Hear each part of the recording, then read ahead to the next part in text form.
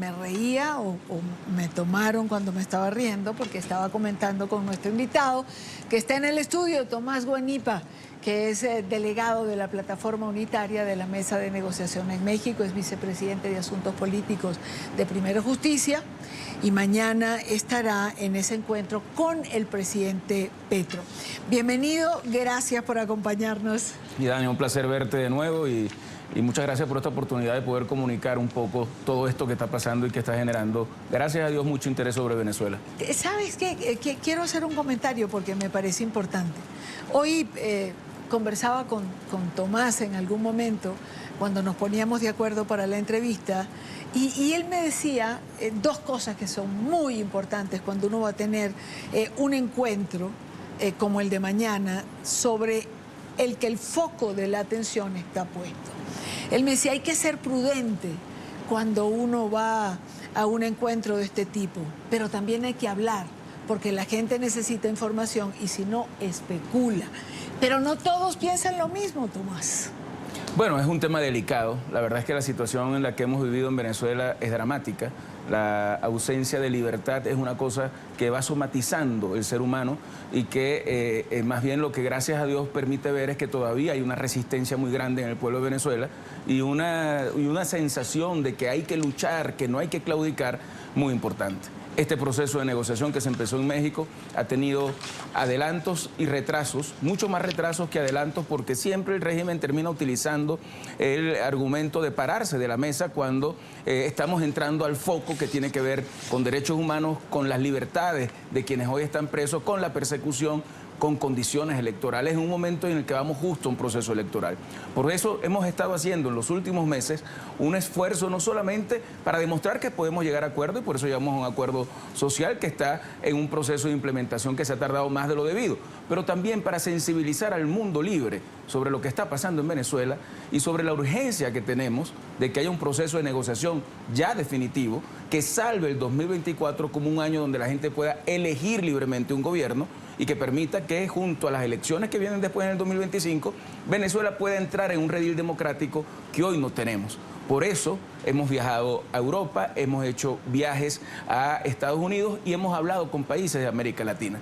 En ese contexto se da este encuentro en este momento y es un encuentro muy complicado y por eso a veces hay quienes preferimos discretamente no opinar hasta no tener las cosas concretas para no dañar un proceso donde hay hipersensibilidades y donde a veces la delicadeza se utiliza como excusa para justificar decisiones de fondo, que es no querer negociar, que es lo que hasta ahora ha pasado con el régimen de Nicolás Maduro. Tomás, ¿cómo llegan a ustedes a este encuentro del día de mañana en Colombia? ¿Cuál es la expectativa? Mira, yo creo que tenemos una expectativa importante. Es un encuentro que se nos ha planteado desde hace tiempo que pudiera haber ocurrido, que por diversas razones no se ha dado y que demuestra el interés que existe en el gobierno colombiano por la situación que está atravesando Venezuela.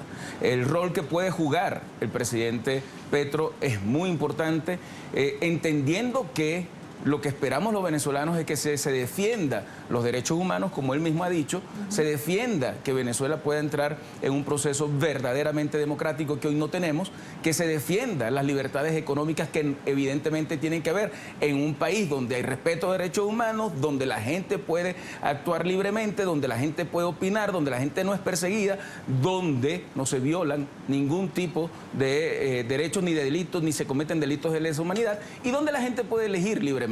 Así que esas cosas se conjugan en sí, porque al final son los intereses del pueblo venezolano y nosotros agradecemos esta invitación, que no es una invitación, que es muy importante decirlo, es la invitación a la delegación de la Plataforma Unitaria que está en el proceso de negociación de México, porque lo que se ha comunicado oficialmente es que el encuentro es un encuentro para reactivar la negociación de México, que con la facilitación del Reino de Noruega se llegó a un memorándum de entendimiento y se han dado ya 2 acuerdos.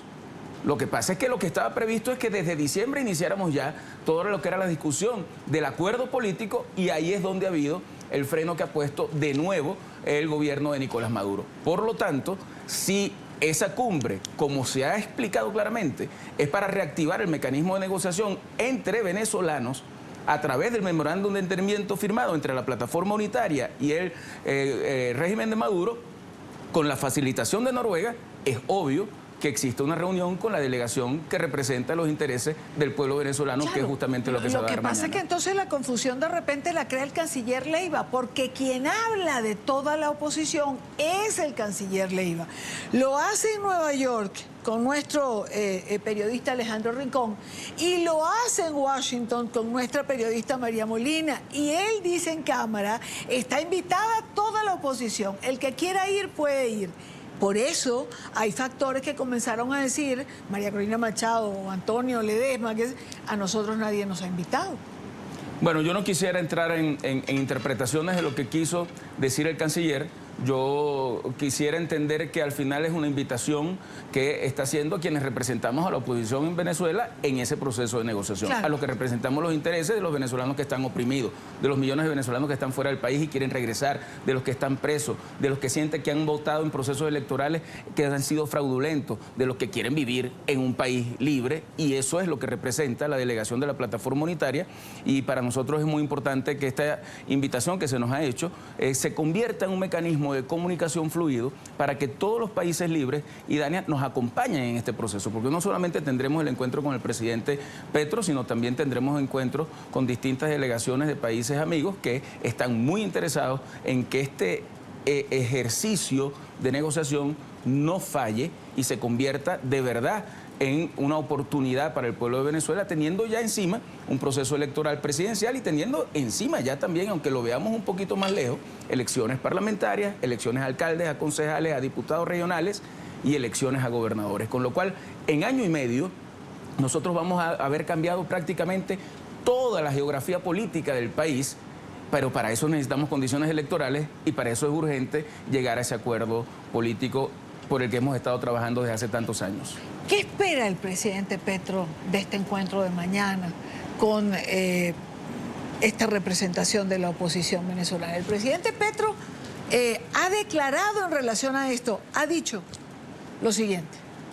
A Bogotá, la plataforma unitaria, que es el grupo de la oposición que ha hecho las negociaciones en México con el gobierno venezolano y con la presencia de los Estados Unidos y Noruega y el mismo gobierno mexicano.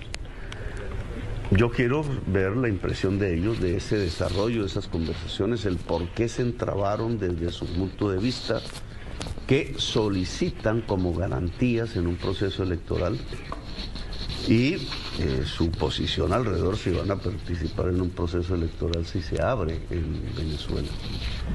Esa posición me parece importante ya de cara a la reunión que tendremos la siguiente semana, que es la Conferencia Internacional sobre Venezuela, donde va a estar el gobierno venezolano y cerca de 20 estados europeos, latinoamericanos, norteamericanos, mirando los caminos más eficaces para salir de un problema que aqueja sobre todo al pueblo de Venezuela. En Venezuela se han venido creando nuevas fuerzas, nuevos grupos que no estaban ahí, no están en ese y me parece que deberían ser incluidos. Es una posición personal, obviamente no la puedo imponer, pero me parece que todas las fuerzas políticas y sociales de Venezuela, tanto las que apoyan el gobierno como las que se oponen al gobierno venezolano, deben ser partícipes del gran diálogo político.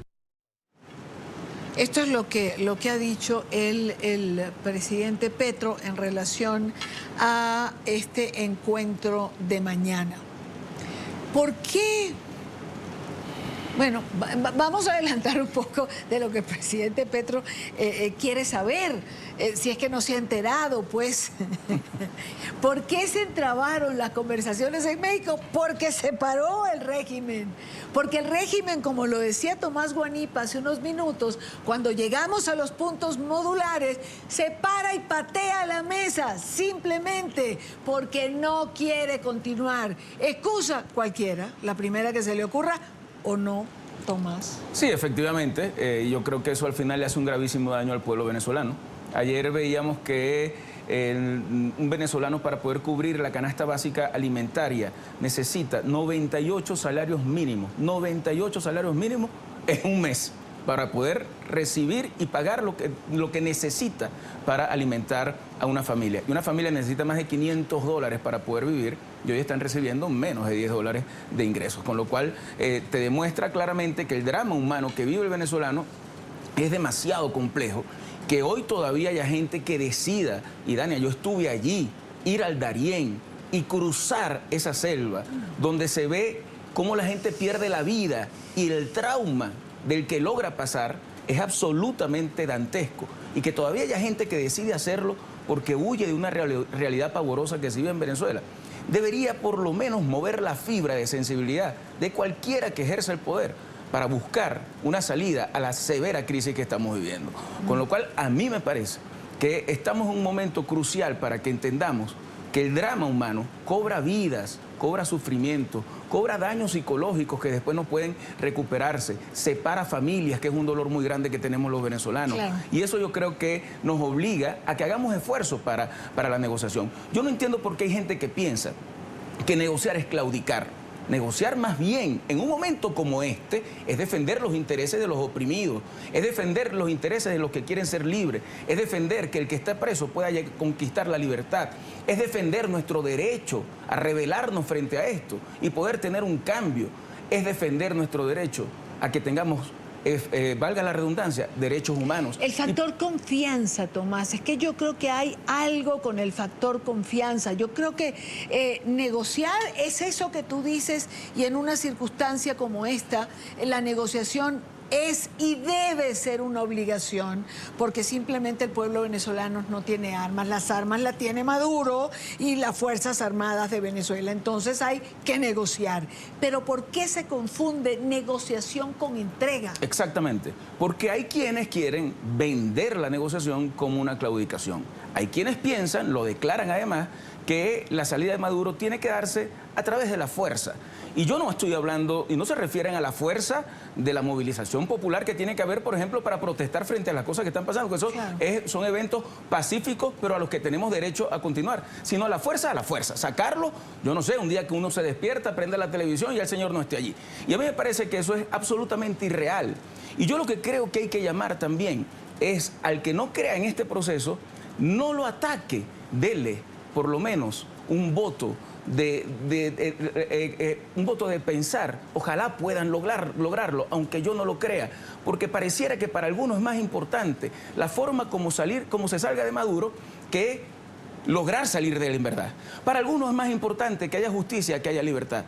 Yo prefiero que haya libertad y que después, como ocurrió en otros países, el sistema de justicia haga que quien haya cometido delitos deba pagarlo. Yo prefiero que la gente pueda elegir un gobierno y después entrar en un proceso de democratización total, que primero justificar de alguna forma que, como no se ha dado una salida abrupta, se mantenga alguien en el poder. Creo que eso es equivocado, creo que eso es irreal y creo que eso nos condena a algo a lo que yo creo, Idania, que nosotros no podemos estar condenados, que es que Venezuela se convierta en otra Cuba, que Maduro se quede 60 años en el poder. Imagínate tú el drama que puede significar eso para los venezolanos, y que Venezuela sea un país aislado del mundo permanentemente. Por lo tanto, el tema económico, que es un tema que refiere siempre Maduro como si fuera la razón por la cual ellos no han hecho buena gestión, cuando las sanciones que han tenido tienen muy pocos años, ellos tienen 23 años en el poder, pero el tema económico, que es un tema real que hay que buscarle algún tipo de solución, nunca va a cambiar mientras siga el mismo modelo político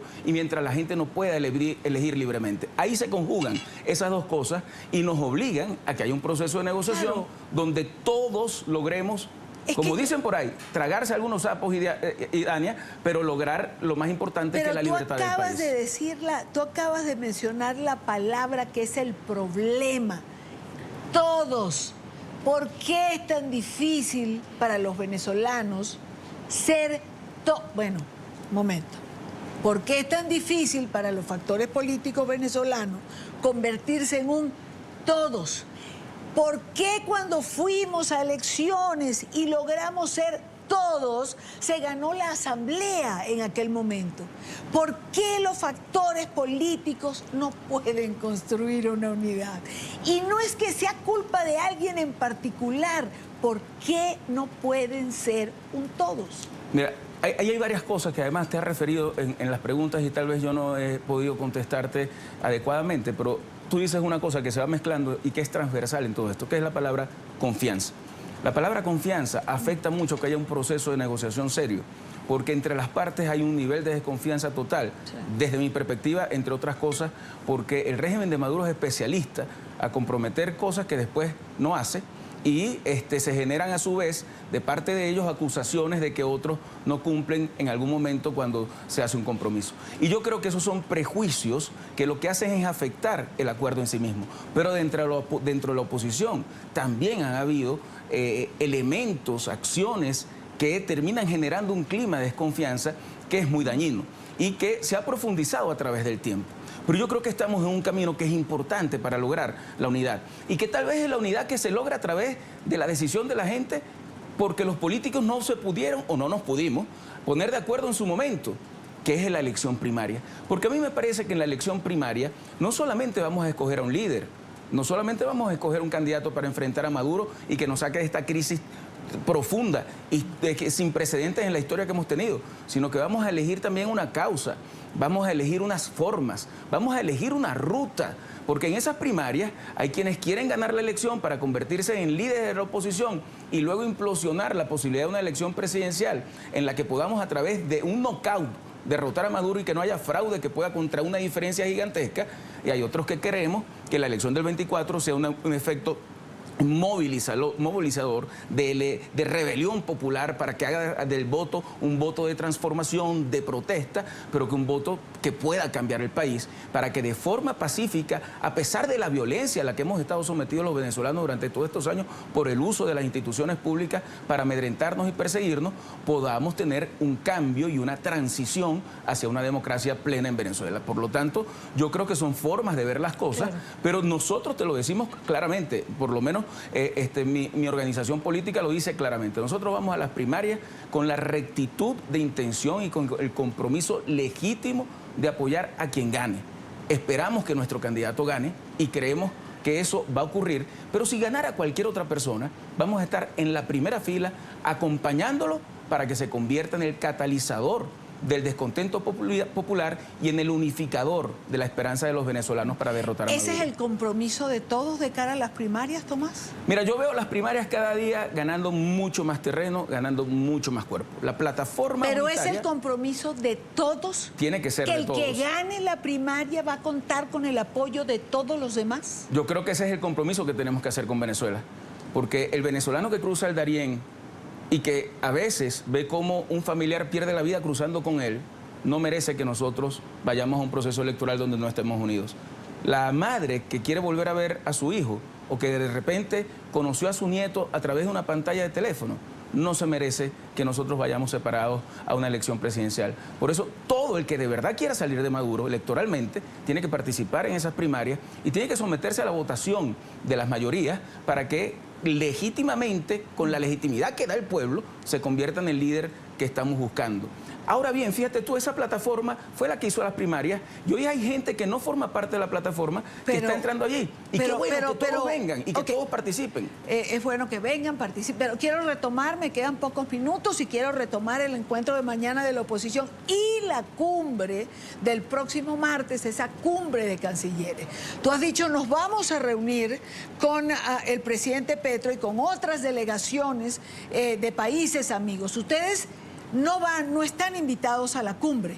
Es decir, la cumbre va sin la oposición y sin personas del régimen. Efectivamente es lo que se nos ha comunicado desde la Presidencia de la República, que efectivamente es un encuentro de países para tratar el tema de Venezuela y para buscar cómo se reinicia el proceso de negociación que hasta ahora ha estado paralizado en México y va a ser sin la participación de la delegación opositora y sin la delegación del régimen de Maduro, es decir, sin las partes. Sanciones es un tema importantísimo en todo Totalmente. esto. Se ha dicho que todo esto es para conformar un bloque que a una sola voz le pide a Estados Unidos que cesen las sanciones. ¿Quitar las sanciones sin condiciones? ¿La oposición está dispuesta a aceptar eso? Claro que no, es que estamos en un proceso de negociación justamente para eso, para que Venezuela entre en un proceso donde nadie sea perseguido por pensar distinto, donde no haya inhabilitados, donde los partidos políticos no sean secuestrados por el mismo gobierno, donde la gente pueda opinar y votar por quien quiera, donde los que están presos estén libres, donde los que están afuera por razones políticas puedan regresar, donde podamos tener un calendario electoral claro que nos permita saber dónde estamos y donde podamos tener libertad económica. Nosotros no tenemos problemas con eso. Nosotros no queremos que Venezuela se convierta en una Cuba, en un problema permanente para la región. Okay. Y hay una cosa que yo creo que queda muy claro y que en Colombia lo saben muy bien todos los colombianos, con quienes estamos profundamente agradecidos por cómo nos han recibido. Te voy a comprometer a algo. Nos vemos la próxima semana para saber cómo le fue en el encuentro con el presidente. Con mucho gusto. Si las expectativas fueron cubiertas y qué pasa también con esa cumbre de cancilleres. Y Dania, no habrá un cambio de lo que está pasando en Venezuela, de la migración que está saliendo tanto, si no hay un cambio político en el país. Y eso tienen que entenderlo todos los gobiernos amigos y ayudarnos a que esa elección pueda ser libre y que sea el pueblo el que decida si quieren a Maduro en el drama que hemos vivido o si quieren un cambio que genere esperanza, progreso y libertad para los venezolanos. ¿Tú crees que el presidente Petro quiere un cambio en libertad y con progreso para Venezuela? Mira, yo solamente te puedo decir lo que he leído de sus declaraciones. Habla de los derechos humanos, de elecciones libres, de libertad económica en Venezuela, y yo creo que esas son cosas que son absolutamente congruentes con lo que nosotros estamos luchando para que se pueda dar en el país. Tomás Guanipa estará este sábado en ese encuentro de la plataforma unitaria con el presidente Petro para plantear sus puntos de vista de cara a esa cumbre de cancilleres que busca reactivar el diálogo en México y sobre todo quiero siempre hacer hincapié en esas palabras del canciller Leiva. Buscamos garantías, pero garantías reales para un proceso electoral en el 2024 que pueda ser reconocido a nivel global. Tomás, gracias por estar aquí. Gracias, Dani, un placer para mí. Te contaremos la semana que viene. Pues espero que así sea.